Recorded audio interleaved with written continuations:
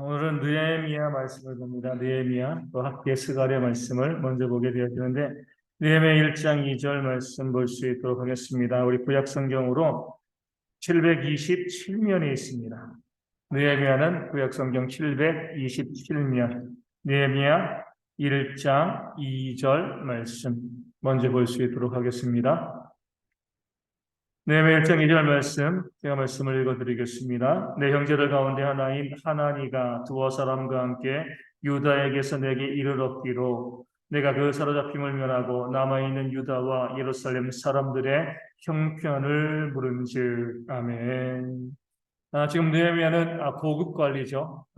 고급 관리로 수산에 있는 이 궁에 머물러 있었습니다. 그의 동생 하나니가 예루살렘을 또 다녀오게 되었을 때에 우리 느헤미야는 동생을 통하여서 그 예루살렘의 소식을 묻고 또 그 소식에 대해서 또 반응하는 그런 모습을 오늘 말씀이 보여주고 있습니다. 한마디로 뭐죠? 관심이야, 관심. 그는 잘 먹고 잘 살고 있습니다. 비록 나라는 망했지만 이 대제국의 아주 이제 귀한 이슬 같은 관원장으로서 그 안에서 지위를 가지고 부귀를 누리면서 아무것도 부족함이 없이 잘 살고 있는. 그럼에도 늘 관심이 어디 있어요? 고국인 유다와 하나님의 성전이 있는 그 예루살렘. 여기에 대한 관심을 가지고 그 형편이 어떠한가 자기 동생을 보내고 또 거기서 오는 사람들에게 어떻게 되었는가 늘 관심 가지고 살아가는 사람이 바로 느헤미야였죠. 이것이 오늘 믿는 사람들의 그런 모습이어야 됩니다. 내가 섬기는 교회에 대해서 또 교회 성도들에 대해서 그들이 어떤 삶을 살아가는가 어떤 모습이 있는가 늘 관심 가지고 그 관심 가지고 함께 바라보면서 동행할 수 있는 그런 모습이 있어야 되는 거죠. 요즘이야 조금 이제 정말 지구 온난화가 있는 게 맞은 것 같아요. 제가 이제 2010년 안천교회 가고 11년 안천교회 그리고 이제 11년 12월 달에요. 대형교회 오고 그때 10년, 11년, 12년, 13년 한 이쯤 해가지고 눈이 엄청나게 왔어요. 저희 교회는 앞마당이 조그마니까 문제 없지만 안천교회는 엄청나게 넓거든요. 그럼 교회뿐만 아니라 교회 올라가는 길까지 해가지고 눈 치울 것이 엄청나게 많이 있어요. 그러면 교회에서 어떤 제설팀이 있는 게 아니었어요. 제설팀이 있지 아니한데 눈이 오면 꼭 나오시는 분들이 있어요. 꼭 나와가지고 교회로 올라가는 그 길을 또 열고 또 수고하고 애쓰는 거죠. 교회에서 직분을 맡겨준 것도 아니고요. 또 교회에서 명령한 것도 아니에요.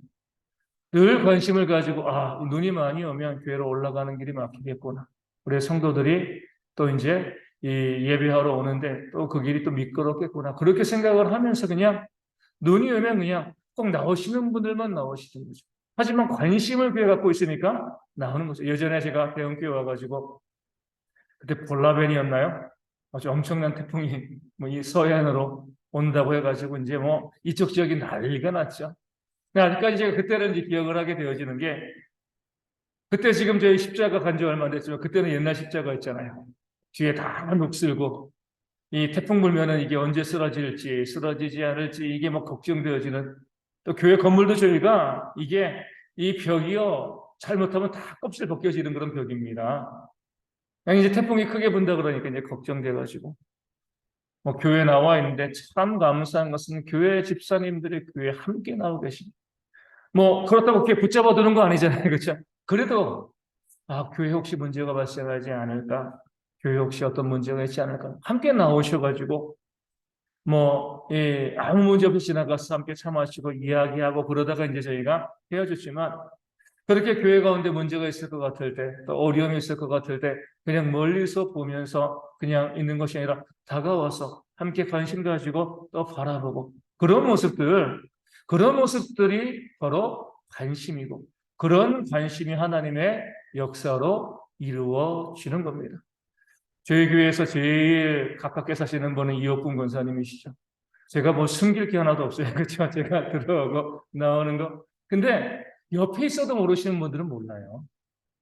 바로 옆에 있어도 모르시는 분은 몰라요. 하지만 무슨 관심 갖고 계시니까 늘 교회를 관심 가지시고 교회에 대한 마음을 갖고 있으니까 교회에 누가 드나들고 나가는지 무슨 일이 있으면 창문 열고 쳐다보시고, 그게 바로 교회를 만들어가는 모습이 되어지는 거예요.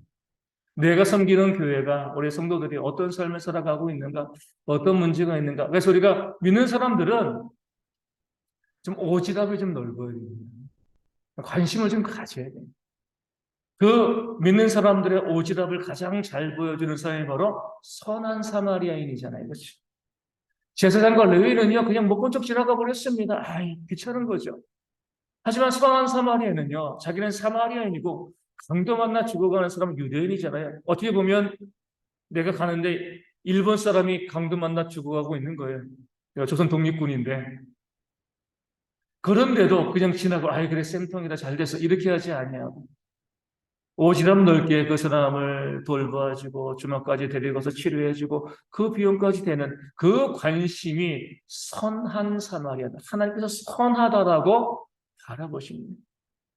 전혀 관심이 없이 그렇게 살아가는 것보다는요, 남들에게 좀 오지랖이 넓다고 그렇게 조금 때로 욕먹는 한이 있더라도 내가 섬기고 있는 교회 성도들이 어떻게 살아가고 있는가, 이 교회의 형편이 어떤가, 또 교회 어떤 문제가 있는가 늘 바라보며 살펴보는 그런 모습, 느헤미야와 같은 그런 모습, 이 관심이 나중에 뭐로 돼요? 그 무너진 성벽을 다시금 재건하게 만드는 거거든요. 이 관심에서 시작되어지는 겁니다. 이 관심이 없었으면은요, 그 나라에서 왕의 술 맡은 관원장으로서 잘 먹고 잘 살고 인생 잘 마감했겠죠. 하지만 관심을 가지고 있었기 때문에 그 관심을 가지고 바라보니까 내가 무엇을 해야 될 것인가? 결국 그 성을 쌓는 위대한 역사를 감당하게 되어집니다. 그 사람이 마음으로 그 길을 계획해도 누가 인도하신다고요? 하나님이 인도하시잖아요. 우리는 그 관심, 그 마음에 계획이 있으면 됩니다. 아마 하나님께서 그것을 보시고 우리를 끌어서 하나님의 크신 역사 가운데 우리를 인도하시고 그런 일들을 보여주시는 거죠. 항상 우리는요, 교회와 성도들에 대한 관심, 주일날 보면서 오늘은 누가 나왔나, 누가 나오지 않나, 왜 나오지 않았을까, 무슨 문제가 있을까? 관심 가지고 또 물어보고 기도하고 또 내가 도울 것이면 돕고 이런 모습이 하나님께서 원하시는 그런 교회의 아름다운 모습이 되어지는 줄로 믿습니다. 우리 1장 6절과 7절 말씀 보겠습니다. 느헤미야 1장 6절, 7절 말씀. 느헤미야의 이제 이 기도가 나오는데 이제 종이 주의 종들인 이스라엘 자손을 위하여 주야로 기도하며 우리 이스라엘 자손이 주께 범죄한 죄들을 자복하오니 주는 귀를 기울이시며 너를 여시사 종의 기도를 들으시옵소서. 나와 내 아버지의 집이 범죄하여 주를 향하여 크게 악을 행하여 주께서 주의 종 모세에게 명령하신 계명과 율례와 규례를 지키지 아니하였나이다. 아멘. 나라의 지도자들이었으면 좋겠습니다. 느헤미야가 지금 무엇을 회개해요? 이스라엘이 멸망당한 것은, 유다가 멸망당한 것은 그들의 죄악입니다. 느헤미야의 죄악이 아닙니다. 느헤미야는요, 자기의 죄라고 내가 잘못했다라고 이야기하는 거죠. 내 잘못입니다. 내 죄악입니다. 그래야지 뭐예요? 그 나라를 회복해 나갈 수 있게 되어지는 거죠. 우리 예전에 말씀드린 것처럼 만약에 우리 교회 가운데 어떤 사람이 정말 이 도둑질하는 사람이 남의 것을 훔치는 그런 사람이 발생했다라고 하면 누가 회개해야 돼요? 우리 모두가, 특별히 목회자가 회개해야 됩니다. 우리는 대부분 보면 그 사람을 정죄하거든요. 야, 그렇게 안 봤는데 아주 고약한 사람이네, 아주 못된 사람이네. 그 사람을 정죄하죠. 그런데 그가 교회 가운데 있을 때 그 심령을 변화시키지 못한 것은 누구의 책임이죠? 목회자의 책임이 되어지는 겁니다. 그 사람의 잘못으로 꼬리를 잘라버리면 아주 편해요. 나에게는 아무런 문제 없어요. 그런 교회는요, 온전히 세워질 수가 없습니다. 전혀 교회와 상관없이 성도들이 잘못할 수 있습니다. 범죄할 수 있어요. 문제를 일으킬 수 있습니다. 하지만 목회자는 그것이 내 잘못으로 생각해요. 느헤미야도 그렇게 생각했습니다. 그거 잘못한 건 아니죠. 내가 범죄하였습니다. 내가 여호와께 범죄하였습니다. 그래야지 뭐예요? 그런 문제가 발생하지 아니하도록, 그런 죄가 발생하지 아니하도록 더 철저히 백성들을 변화시키고 또 준비하고 애쓰는 그런 모습들이 발생하는 거죠. 나라도 마찬가지입니다. 어떤 문제가 있을 때 그 모든 것을 이 최고의 권력자가 책임지려는 마음을 가지고 있어야 돼. 그래야지 뭐예요? 내 책임이라고 생각하면 그런 문제가 발생하지 않게끔 노력하고 애쓸 수밖에 없는 거예요. 내 책임이 아니다라고 하니까, 그 사람 책임이야, 그 사람 문제야 라고 하니까 계속 이 일들이 발생하고 벌어지는 거죠. 어떤 문제가 발생했을 때 우리 쭉 보게 되어지면 가장 가슴 아픈 일들 중에 하나가 그거죠. 우리 아파트 외벽에서 우리 유리창을 닦거나 이거 하다가 밧줄이 끊어져 가지고 떨어져 죽은 청년들이 얼마나 많이 있습니까? 그럴 때 가장 쉬운 것은요, 그를 고용하는 회사들, 그 직원들, 일꾼들, 그들에게 책임을 물으면 간단합니다. 근데 만약에 국가의 지도자가 그것이 내 잘못이다라고 생각을 하면 내가 그들이 안전하게 일할 수 있는 환경을 내가 만들어주지 못했어. 이런 마음을 갖게 되어지면요, 다시는 그런 일이 발생하지 않습니다. 그런데 내 책임이 아니고 그 사람들 책임이야. 걔들 벌 줘. 벌금 내려. 계속 문제들이 발생할 수밖에 없는. 그래서 성도들 가운데 정말 육신적인 질병으로 또 아파하고 힘들어하는 그런 성도들이 있습니다. 누구의 잘못이에요? 나의 잘못이고 우리의 잘못이죠. 우리가 그를 위해서 더 기도하지 못하고요. 더 중보하지 못했던 그런 우리의 문제지. 에이, 뭐 병든 거 어떡하겠어? 이렇게 하는 것은 공동체가 아닙니다. 우리가 가장 관심 있게 많이 봤던 프로그램 중 하나가 우리 아이가 달라졌어요. 그렇죠? 그 아이의 문제가 있잖아요. 그럼 누구에게부터 시작되어지는 거예요? 그 부모에게 시작되어지는 겁니다. 그 아이의 문제를 보면은요, 그 부모는 그냥 아무런 문제 없어요. 하지만 따지고 들어가 보면 그 부모의 문제가 그 아이에게 그대로 투영되는 겁니다. 그러니까 부모를 바꾸면 아이가 변하는 거죠. 부모를 바꾸지 않는 상황에서 아이를 바꾸려고 하면은요, 바꿔지지가 않습니다. 모든 책임도 마찬가지예요.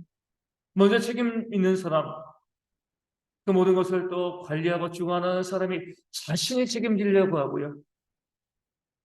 자신이 변하려고 하면 자연스럽게 그 아래에 있는 부분들은 다 회복되어지게 마련입니다. 나는 책임지지 않고 나는 문제 없어. 얘네들이 문제야. 이런 식으로 바라보기 시작하면 그 어떤 것도 고쳐지지가 않는다는 거죠. 느헤미야는요, 자기의 죄. 그건 뭔 죄를 졌어요? 아무 죄도 없어요. 하지만 그것을 그들의 백성의 죄를 자기의 죄로 생각하고 기도하는 그런 모습이 있었기에 회복의 역사가 일어나게 되어지는 겁니다. 1장 11절 보면 느헤미야 1장 11절입니다. 주여 구하오리 귀를 기울이사 종의 기도와 주의 이름을 경외하기를 기뻐하는 종들의 기도를 들으시고 오늘 종이 형통하여 이 사람 앞에서 은혜를 입게 하옵소서 하였나니 그때 내가 왕의 술관원이 되었느니라. 아멘. 참된 회개가 있는 거죠. 참된 회개는 지정의거든요. 먼저 느헤미야는요, 그 예루살렘 성이 황폐한 것을 알고 그가 죄인이었다는 것을 알았습니다. 그 다음에요, 눈물 흘렸죠. 감정적으로. 마지막으로 내가 그럼 이렇게 하겠습니다.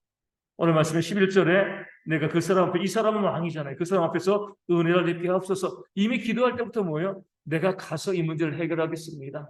내 죄의 문제를 해결하겠습니다. 지와 정과 의가 다 갖춰졌을 때 그게 진짜 회개가 되어집니다. 마음으로만 하나님 어찌합니까? 내가 무엇을 하겠다는 것이 없으면 이것은 온전한 회개가 아니죠. 정말 그 죄를 알고 눈물로 기도했으면 그럼 내가 이제는 이렇게 하겠습니다. 하나님 도와주세요. 실행하는 모습이 있어야지 진짜 회개가 되어지고 그 회개 가운데 하나님의 역사가 임하게 되어지는 겁니다. 우리 2장 8절 말씀 보겠습니다. 느헤미야 2장 8절입니다. 또 왕의 삼림감독 아스바에게 조서를 내리사 그가 성전에 속한 영문의 문과 성곽과 내가 들어갈 집을 위하여 들보로 쓸 제목을 내게 주게 하옵소서 하며 내 하나님의 선한 손이 나를 도우심으로 왕이 허락하고. 아멘. 느헤미야는요, 그 왕에게 다 이렇게 내가 가가지고 할 수 있도록 나를 도와주세요. 계획을 다 세웠습니다. 그러니까 어떻게 보면 이 계획서를 딱 내민 거죠. 계획서를 내미니까 왕이 딱 보고 계획서가 좋아. 내가 허락해. 이렇게 하면 되는 건데 느헤미야는요. 그 자신이 계획서 내민 것과 왕이 허락한 것, 눈에 보이는 실제적인 사실이죠. 이 실제적인 사실 사이에 영적인 사실 하나를 집어넣습니다. 뭐라고요? 하나님의 선한 손이 나를 도우십니다. 내가 아무리 계획을 잘하고요. 완벽한 계획서를 제출한다 할지라도 그것이 그 사람에게 받아들여지고 실행되어지기 위해서는요, 하나님의 선한 손의 계획이 있어야 됩니다. 하나님의 손길에 것이 맡겨져야 되는 거죠. 그래서 우리가 계획서 제출하고 무엇을 하고 뭐 선교할 때도 마찬가지지만 우리가 선교를 갈 때 이렇게 해가지고 선교를 이렇게 해야지 아무리 잘 준비하고요 가도요 하나님의 선한 손이 그 가운데 개입하지 아니하면 그 모든 것은 무의미해질 수가 있습니다. 그래서 기도하는 거죠. 우리는 계획하고 우리는 이렇게 준비하지만 그러나 이 모든 것을 이루시는 것은 하나님이십니다. 우리가 아프면 병원 가잖아요. 수술 받잖아요. 내가 아픈 걸 알고 또 진료받고 수술합니다. 누가 수술하는 거예요? 의사가 수술하는 거죠. 근데 왜 기도해요? 의사가 저를 수술하는 건데. 하나님의 선한 손길이 그 의사의 손을 통하여서 우리의 질병을 고치는 데까지 이르기를 바라기 때문에 그래요. 그저 눈에 보이는 것들, 사람들의 손에 사람들이 일하고 이런 것들만 가지고서는 일이 되어지는 것이 아니죠. 하나님께서 도우시는 그 손길이 있어야 될 때, 우리 이제 우리가 이렇게 보면 약간 좀 지나친 해석일 수가 있지만 지금 우크라이나 전쟁으로 인해 가지고 좀 난리도 아니잖아요. 경제적으로 참 어려움이 유럽 같은 경우는 이 가스비, 전기 요금 엄청나게 지금 오르고 있는 그런 상황인데 얼마 전에 이런 기사가 떴습니다. 하늘이 더우셨다. 이런 기사가 떴어요. 뭐 하늘이 더우셨냐? 유럽의 올겨울이 따뜻할 거라는 거예요. 그런 거 쭉 보게 되어지면 사람들이 어떻게 할 수 있는 부분이 아니잖아요. 그렇죠? 러시아가 가스 잠그고요. 기름 안 보내고 그렇게 하면 전기나 뭐 가스 없으면 정말 많은 사람들이 큰 고통을 겪을 수밖에 없는데 근데 우리가 그 부분에서 하나님께서 날씨를 따뜻하게 하시면 상당히 많은 그런 부분들이 해결되어지는 거죠. 모든 것에서 우리가 하나님의 선한 손길이 우리를 도우시기를 구해야 되면 내 힘으로 할 수 있는 것이 없습니다. 아무리 내가 똑똑하고 완벽하게 계획을 세워도요 하나님의 손이 돕지 아니하시면 아무것도 되어질 수가 없습니다. 느헤미야는요 왕의 허락에서 야 내가 말을 참 잘했어. 내가 계획서를 잘 세웠어. 왕이 참 마음이 넓어. 이렇게 자기에게나 왕에게 어떤 공을 돌리지 않았습니다. 하나님의 선한 손이 도우시고 이 모든 것을 하나님이 하셨습니다. 라고 기도하고 인정할 수 있는 그런 신앙이 있어야지 교만해지지 않는 거죠. 많은 사람들 왜 넘어져요? 내가 했어. 내가 한 거야. 내가 수고했어. 여기부터 넘어지는 겁니다. 근데 우리가 인생을 살아오면서 우리 특별히 어르신들은 정말 잘 알잖아요. 그때 하나님이 이렇게 도와주셨구나. 하나님이 하신 거구나. 우리 젊은 사람들은 잘 몰라요. 우리가 삶을 살아가면서 하나님께서 어떻게 내 인생을 돌아보시고 또 어떻게 내 인생을 이끌어 가셨는가 나중에 보면 깨달아 알게 되어지는 거죠. 저도 대학교를 졸업을 하고 우리 신학교를 가려고 했을 때 그 길이 막혔을 때 왜 이랬을까? 나중에 보면 그게 가장 좋은 길이었거든요. 하나님의 선한 손이 나를 도우신 거죠. 신학교를 가지 못하게 그때 막으신 것도 그것도 하나님의 선한 손길. 지금 보면은 그 선한 손길이 없었으면 더 큰 문제가 발생했을 건데 그 선한 손길의 역사가 있는 그렇게 하나님께서 우리의 삶에 섭리하신다, 역사하신다. 이런 것을 바라볼 수 있는 그런 영적인 안목들이 우리 가운데 있어야 할 줄로 믿습니다. 3장을 보면 1절부터 뭐 쭉 보면은요, 이 32절까지 보면 누가 성을 어디서 어떻게 하고 쭉 나옵니다. 근데 3장은요, 좀 지루하죠. 사람 이름 나오고 성을 뭐 성벽을 하고 뭐를 하고. 근데 3장 자체가 주는 감동은 참 커요. 어떤 감동이 있어요? 그 예루살렘 성벽을 중건할 때 몇몇 사람이 하지 않았다는 거예요. 모든 사람들이 자기 힘 닿는데요. 조금씩. 그 큰 성벽을 만들어가며 있어가지고 몇몇 사람들이 힘을 다해가지고 짓는 것이 아니라 힘이 있는 사람은 그러니까 완전히 우리의 헌금의 원칙이죠. 자원함으로 분수에 맞게 자원함으로 했고요.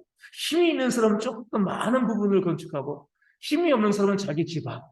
그러니까 조금이라도 보탠 거예요. 하지만 그것이 다 합쳐졌을 때는 어때요? 그 예루살렘 성벽이 완공되어지는 겁니다. 이게 바로 하나님의 교회가 우리가 꿈꿔야 될 교회의 모습이 되어지는 겁니다. 한두 사람의 헌신과 수고로 교회가 세워지면 그 교회는요, 금방 무너질 수밖에 없어요. 모든 사람들이 조금씩 내가 할 수 있는 부분에서 함께 헌신하고 내 분수에 맞게 내가 힘이 있으면 좀 더 많이 헌신하고요. 힘이 없으면 그 힘에 맞춰가지고 내가 수고하고 헌신하는 그런 모습이 있대.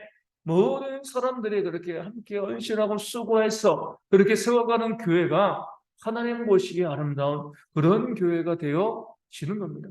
그래서 2023년도에는요, 우리 모든 사람들이 내가 무엇으로 하나님과 교회 헌신할 수 있을 것인가 바라보면서 모든 성도들이 한 가지 이상의 헌신에 참여할 수 있는 그런 모습들이 우리 가운데 있어야지 그 성벽이 세워지는 것처럼 교회도 든든하게 세워지게 되어질 줄로 믿습니다. 우리 3장 5절에 보면 그렇게 모든 사람이 협력하는데 빠진 사람들이 있죠. 누구예요? 그 다음은 두고와 사람들이 중수하였으나 그 귀족들은 그들의 주인들의 공사를 분담하지 아니하였으며. 누가 안 했어요? 귀족들, 책임자들. 그 사회적으로 능력 있는 사람들이 오히려 그 성벽을 쌓는 과정 가운데 동참하지 않았습니다. 이들은요, 현실주의자들이에요. 그 사회 기득권이잖아요. 그 성벽을 쌓으면서 가지고 주변 사람들이 싫어하는 것을 알고 있었기 때문에 그 주변 사람들, 세상 사람들과 타협하면서 이렇게 하는 것이 우리가 그 세상 사람들을 배반하는 것이 되어지니까 우리는 함께 일하지 아니하겠다. 그러니까 성벽을 만들어가고 있어서 이 귀족들은 부담하지 않았습니다. 오늘도 마찬가지로 교회를 세워감에 있어서 가장 큰 어려움을 주는 이 집단은요, 현실주의자들이에요. 세속과 타협한 사람들. 영적인 부분들에 대한 관심이 없이 세속적인 마음을 가지고 교회를 바라보는 사람들은요, 에이, 이게 되겠어, 되겠어. 늘 부정적으로 바라보는 거죠. 부정적으로 바라보면서 안 돼, 안 돼. 이런 방식으로 바라보는 하나님께서 어떻게 역사하시는 것인가 이것을 바라보지 않고요. 내 물질과 내 시간에 손해볼 것을 두려워해서 그 공동체 안에 있지만 함께 헌신하지 않는 거예요. 세상을 위해서는 우리 나중에 학교에서도 보겠지만 세상을 위해서는요. 세상에서 또 내 이익을 얻는 일들을 위해서는 정말 시간과 또 노력을 아끼지 않는데 교회를 위해서는 그런 시간과 노력에 대해서 아까워하면서 헌신하지 않는 그런 모습들을 보이고 있습니다. 이런 자들은 교회를 세우지 않습니다. 교회를 오히려 무너뜨리는 자가 된다는 것을 성벽 재건의 과정 가운데 우리에게 보여주고 있습니다. 4장 4절 말씀 보겠습니다. 느헤미야 4장 4절입니다. 우리 하나님이여 들으시옵소서. 우리가 업신여김을 당하나이다. 원하건대 그들이 욕하는 것을 자기들의 머리에 돌리사 노략거리가 되어 이방에 사로잡히게 하시고. 아멘. 우리가 잘 알고 있는 원리죠. 심은 대로 거두는 거죠. 그들이 우리를 유혹하고 있습니다. 그것을 그들의 머리에 돌리사 노략거리가 되게 하옵소서. 우리 이 원리를 정말 잘 알았으면 좋겠어요. 그래서 우리가 이 원리를 알면 다른 사람을 축복할 수밖에 없어요. 그렇죠? 나에게 돌아오는 겁니다. 다른 사람을 비난하고 정죄하고요. 또 무시하고 또 멸시하고 또 욕하고 저주하고 이 모든 것들이 나에게 돌아오는 거죠. 그래서 우리가 항상 믿는 자로서 우리가 뿌린 대로 거두고 심는 대로 거둔다. 이 원리에 따라서 할 수만 있으면 우리 다른 사람들에게 복된 것을 이야기해 줄 수 있는 그 사람들의 좋은 것을 이야기해 줄 수 있는 욕하기보다 위로하고 격려할 수 있는 그런 모습들이 우리 가운데 좀 많이 있어야 됩니다. 우리 보면은요, 정말 쉽게 다른 사람을 판단하고, 저 사람은 안 돼, 문제 있어. 이렇게 바라보는 경우들이 있어요. 조심하셔야 됩니다. 나에 대한 하나님의 심판으로 다가올 수가 있습니다. 모든 사람들에게 가능성을 볼 수 있어야 돼요. 하나님의 손에 붙잡히면 그 모든 사람이 얼마든지 능력 있게 쓰임받을 수 있다는 사실을 기억하고요. 늘 긍정적으로 바라볼 수 있는 그런 마음들이 우리 가운데 있고 그런 것들이 우리 입의 말로도 좀 표현되어야 돼요. 될 수 있으면 긍정적인 말, 긍정의 힘을 이야기하는 게 아니라 우리가 격려하고 위로하고 또 긍정적으로 모든 것이 되어질 수 있는 그런 모습으로 우리가 나아가는 그런 지혜들이 우리 가운데 있어야지 또한 그것이요 우리의 삶에 복된 것으로 다가오게 되어지는 겁니다. 우리 6장 13절 말씀 보겠습니다. 느헤미야 6장 13절. 느헤미야 6장 13절입니다. 그들이 뇌물을 준 까닭은 나를 두렵게 하고 이렇게 함으로 범죄하게 하고 악한 말을 지어 나를 비방하려 함이었느니라. 아멘. 성전 외소에 들어가서 승자라고 그렇게 이야기하죠. 함정이죠, 그렇죠? 느헤미야로 하여금 율법을 어기게 하는 거예요. 목숨이 지금 위험한데 성전에 들어가 숨으면 살지 않겠냐? 설마 거기까지 와가지고 너를 죽이겠느냐? 그러니까 목숨의 위협을 느끼니까 어때요? 그래, 거기 들어가서 살아야지. 그런데 그렇게 되어지면 뭐예요? 하나님의 말씀을 어기는 거잖아요. 거기서 살 수 있지만 사람들은 느헤미야가 율법을 어겼다. 우리의 지도자가 될 수 없다. 이렇게 하면서 느헤미야를 쫓아내려는 그런 이 흉계였죠. 이 모든 것의 시작은 두려움이에요. 두려움을 주는 겁니다. 그 두려움 때문에 말씀을 어기고 현실과 타협하게 되어지는 겁니다. 그러니까 뭐예요? 범죄하게 되어지는 거죠. 교회 가운데서 이런 일들이 참 많이 있습니다. 그 두려움 때문에 교회가 세상의 죄악 가운데 들어가는 경우들이 참 많이 있습니다. 그러면서 어쩔 수 없었다라고 이야기하죠. 어쩔 수 없었어요. 이거 놓치면 큰일 납니다. 이거 안 하면 큰일 납니다. 이 부정한 방법 써서라도 이것을 내가 취하여야지. 이거 아니면 내가 다 망할 수밖에 없어요. 그렇게 세상은 자꾸 우리를 두려움으로 잘못된 길로 가게 만드는데 하나님께서 우리 가운데 함께 하심을 믿고요. 아무리 흔히 말하는 목에 칼이 들어와도 다른 길을 걸어갈 수 있는 그런 지혜가 우리 가운데 있어야 됩니다. 이럴 수 있잖아요. 우리 교회가 우리 저희 교회 그런 거 없지만 교회가 무엇인가 계약을 할 때 요즘도 그런 게 있는지 모르지만 예전에는 이 다운 계약서를 많이 작성했잖아요. 그래야지만 세금을 덜 내니까 교회가 지금 재정이 어려운데 다운 계약서를 작성해가지고 물건을 부동산을 매매하고 그러면 교회에 조금 더 유익하지 않을까? 그 재정에 대한 염려, 걱정을 가지고 이렇게 하다 보면 하나님의 말씀에 거짓말을 하게 되는 거잖아요. 그렇죠? 그 거짓말이라는 죄를 짓게 되어지는 겁니다. 비록 손해본다 할지라도 비록 더 많은 세금을 낸다 할지라도 교회만큼은요 늘 정직하고 바른 길로 걸어가야 되는 겁니다. 그 얼마의 이익 때문에 교회가 거짓말을 하고요. 잘못된 길로 걸어가게 되어지면 하나님의 심판을 받게 되어지는 겁니다. 우리 성도님들도 마찬가지. 내가 성도이기 때문에 우리 삶에서 세상 살아가다 보면 경제적으로 어때요? 거짓말하면 이익을 얻을 수 있는 일들이 참 많이 있습니다. 그런 가운데에서도 내가 믿는 자이기 때문에 기꺼이 이익을 포기하고요. 바른 길, 올바른 길을 걸어갈 수 있는 그런 지혜들이 우리 가운데 있어야 되는 거죠. 그럴 때 하나님의 선한 손이 우리를 도우십니다. 그러니까 내 힘으로 내 능력으로 어떻게 조금이라도 더 얻어가야겠다. 이런 생각이 아니라 하나님께 모든 것을 내어 맡기는 겁니다. 그리고 기꺼이 손해보는 길로 걸어가는 것. 이게 바로 믿는 자들의 그런 이 모습이 되어져야 할 줄로 믿습니다. 느헤미야 8장 10절 보겠습니다. 느헤미야 8장 10절입니다. 느헤미야가 또 그들에게 이르기를 너희는 가서 살진 것을 먹고 단 것을 마시되 준비하지 못한 자에게는 나누어 주라. 이날은 우리 주의 성일이니 근심하지 말라. 여호와로 인하여 기뻐하는 것이 너희의 힘이니라 하고. 아멘. 백성들이 이 성전이 다 이제 건축되어지고 난 다음에 잔치를 벌이는데 살진 것과 이 단 것을 먹고 마시는 그런 어떻게 풍성한 잔치인데요. 그런데도 뭡니까? 누가 있어요? 미처 준비하지 못한 사람들이 있어요. 우리는 보통 어떻게 반응하죠? 너희는 게을러가지고 그것도 준비하지 않고 우리가 이렇게 열심히 준비하는 동안 뭐 했어? 무노동 무임금이니까 너희는 준비하지 못했으니까 먹지 마. 세상의 모습인 거죠. 교회는요 그렇게 준비되어지지 못한 자들에게 뭐예요? 그들에게도 먹을 것을 나눠주는 것이 바로 교회가 되어집니다. 물론 준비하지 못한 사람들의 게으름이 있을 수 있어요.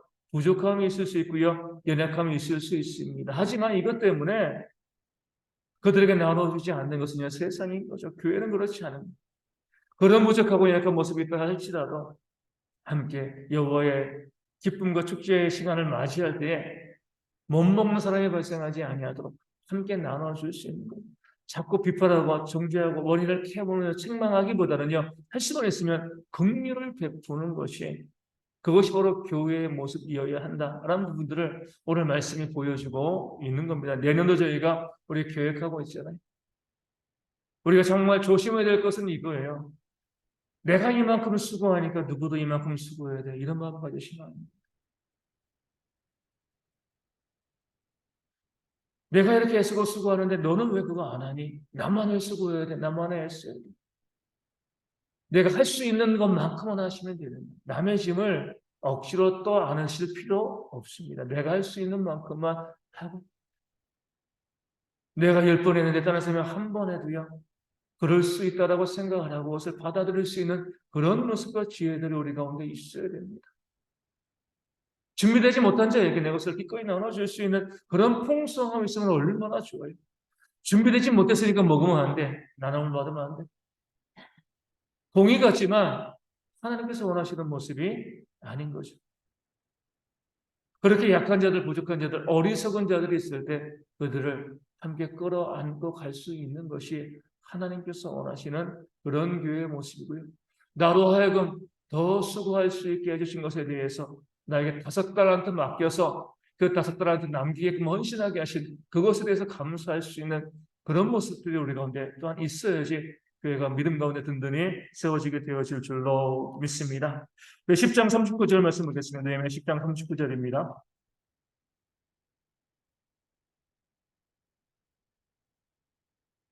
느헤미야 10장 39절 곧 이스라엘 자손과 레위 자손이 거제로 드린 곡식과 새 포도주와 기름을 가져다가 성소의 그릇들을 두는 골방 곧 섬기는 제사장들과 문지기들과 노래하는 자들이 있는 골방에 둘 것이라. 그리하여 우리가 우리 하나님의 전을 버려두지 아니하리라. 아멘. 하나님께 예물을 드리는 것을 이야기하면서 우리가 하나님께 예물을 드리는 것들이 어디에 하나님을 위해서 교회를 섬기는데 쓰여야 된다는 것을 우리 가운데 말씀해 주고 있습니다. 그래서 우리가 교회가 마땅히 써야 될 부분들을 우리가 감당하지 못할 때 무엇이 되는 거예요? 하나님의 전을 버려두는 것이 되어진다라고 말씀하고 있는 거죠. 항상 하나님의 전이 마땅히 감당해야 될 그 사역을 잘 감당할 수 있도록 어디 모두 최선을 다해서 헌신하고 수고하는 그런 모습들이 우리 가운데 있을 때 교회가 든든하게 믿음 가운데 세워지고 우리가 하나님의 교회가 그 사역을 잘 감당할 수 있도록 함께 동참하는 그런 지혜들도 우리 가운데 있어야 할 줄로 믿습니다.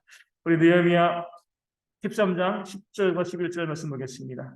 느헤미야 13장 10절과 11절 말씀.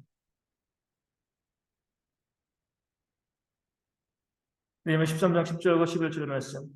내가 또 알아본즉 레위 사람들이 받을 몫을 주지 아니하였으므로 그 직무를 행하는 레위 사람들과 노래하는 자들이 각각 자기 밭으로 도망하였기로 내가 모든 민장들을 꾸짖어 이르기를 하나님의 전이 어찌하여 버림바 되었느냐 하고 그 레위 사람들을 불러 모아 다시 제자리에 세웠더니 아멘. 또 하나님의 전에 버림바 된 부분을 이야기해서 잠깐 느헤미야가 죄를 비우고 있을 때 어때요?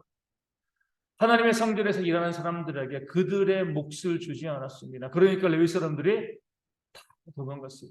우리는 뭐라고 생각을 해요?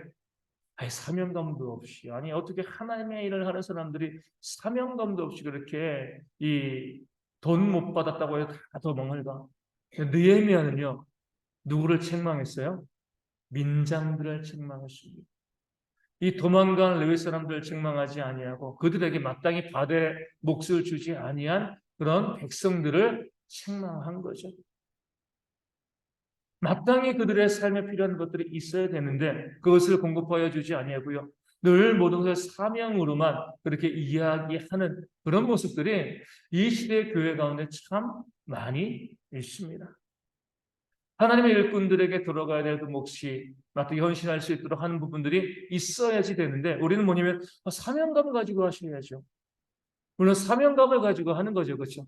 하지만 그 사명감을 가지고 일하는 사람들이 그 사명을 잘 감당할 수 있게끔 또 뒤에서 뒷받침해 주는 모습이 있어야지 되는데 그런 것을 하지 아니하고 사명감 없이 뭐 그 돈 좀 못 받았다고 해가지고 직무를 버리고 도망가고 에이 뭐 없을 사람들 이렇게 성경은 말하지 않았다는 거죠. 그들에게 마땅한 것을 공급하지 아니하는 자들을 책망한 겁니다. 우리 지난번에 노예 임원회가 이제 이 다 끝나고 제가 이제 정말 노임을 잘 끝났어요. 잘 끝나고 너의 임원에 전혀 상관없는 그런 이야기를 임원회 다 끝나고 이제 장로님들이 세 번 참석해가지고 그 장로님들에게 이야기한 거죠. 지난번 말씀드린 것 같아요.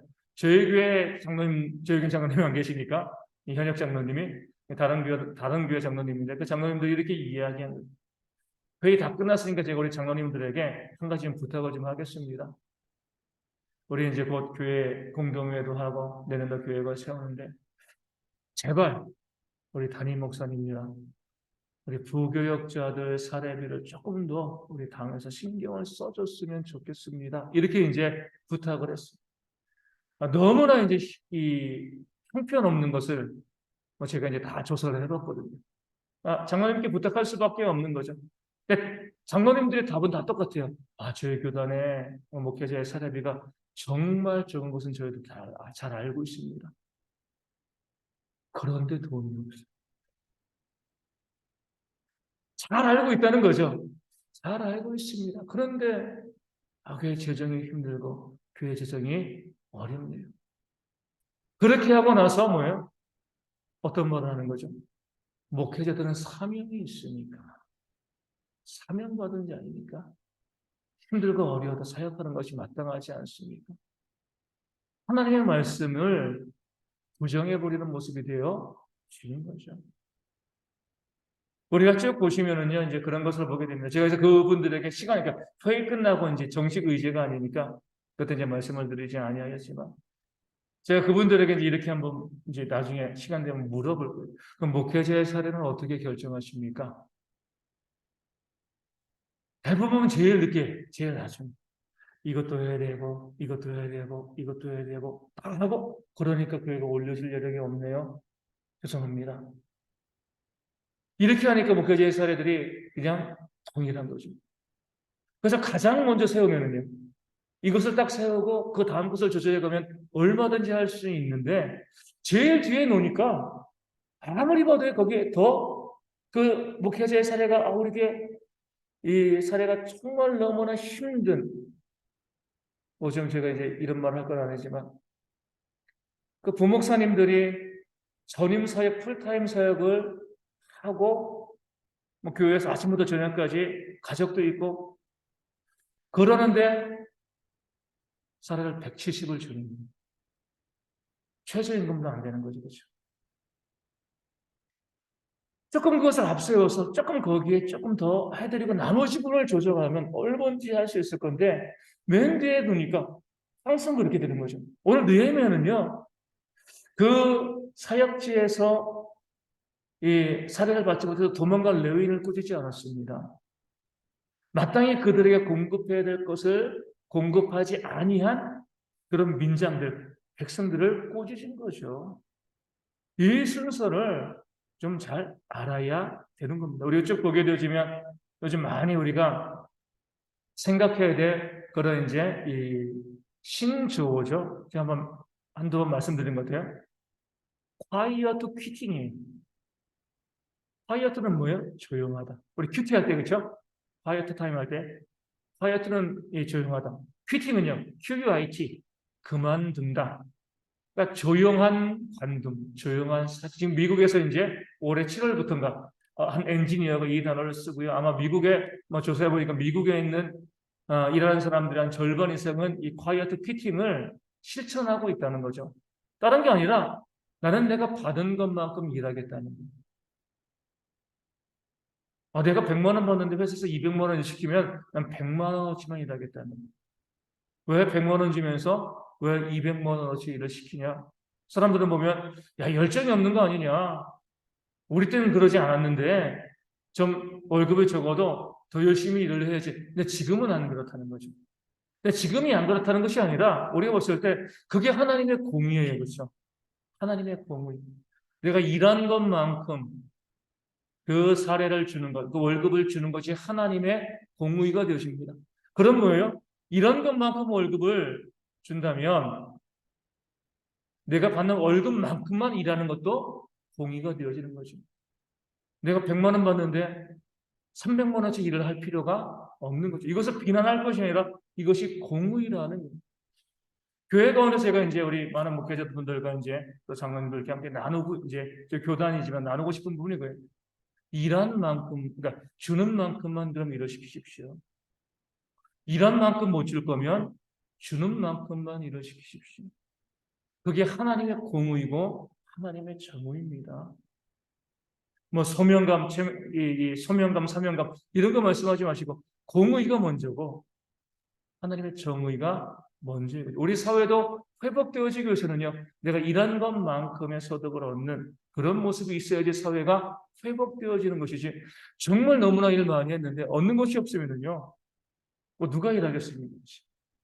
그래서 우리가 그런 면에서 항상 우리 교회 또 사회 또 많은 부분에서 이 정의가 회복되어질 수 있도록 우리 애쓰고 수고하는 그런 모습들, 그런 지혜들이 또한 우리 가운데 있어야 할 줄로 믿습니다. 우리 학계 딱 하나만 보겠습니다. 학계에서 1장 말씀 보겠습니다. 맨 뒤에 학계 스가랴 말라기 1311면에 있습니다.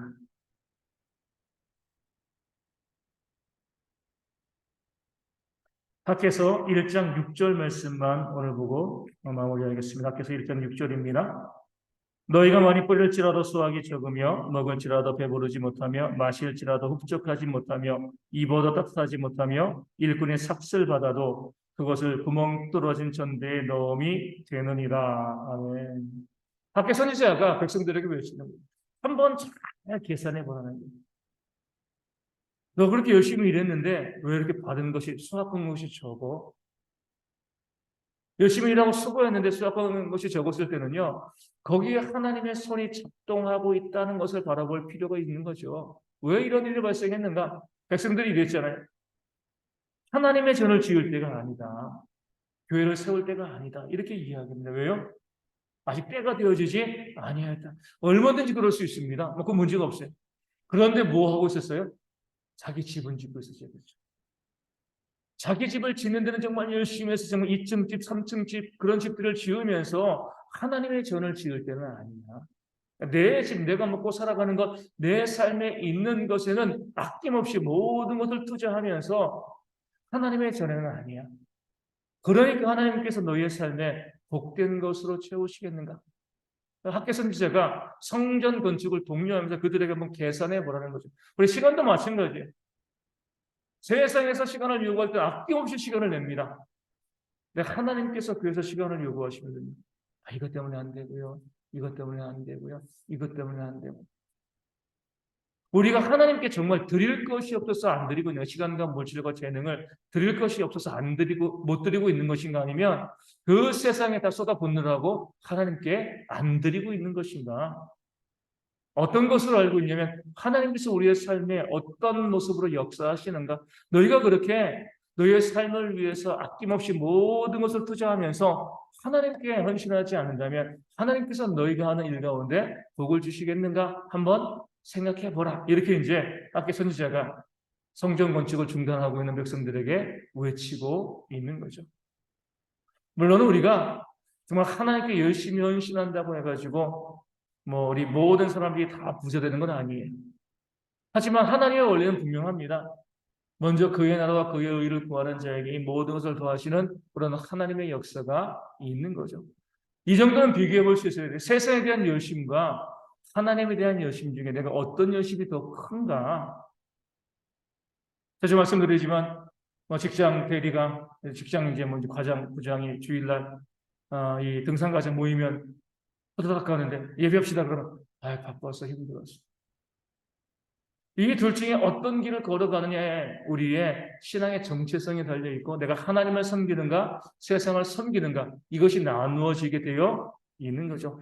하나님을 섬기고 하나님을 따라가면서 그 하나님의 은혜 가운데 더 풍성한 것을 또 누릴 수 있는 누리고자 하는 그런 지혜가 우리 가운데 있어야 할 줄로 믿습니다. 그래서 먼저 모든 성도들이 먼저 하나님의 나라와 의를 구하는 그런 지혜로운 삶을 살아가는 그런 성도들이 되어질 수 있도록 그것을 통해서 우리 학계에 이제 2장 19절에 보면 이런 말씀이 있습니다. 곡식 종자가 아직도 참고 있느냐? 포도나무, 무화과나무, 송류나무, 감람나무의 열매가 맺지 못하였느니라. 그러나 오늘부터는 내가 너희에게 복을 주리라. 아멘. 하나님께 헌신할 때 오늘부터 바로 그 순간부터 하나님의 역사가 우리 가운데 시작되어진다는 그 사실을 우리가 기억하고 정말 하나님의 역사심과 하나님의 살아계심을 믿는다라고 하면 하나님께 내 삶의 우선순위를 두는 그런 신앙이 우리 모두 가운데 있어야 할 줄로 믿습니다. 오늘 여기까지 할 수 있도록 하겠고요. 우리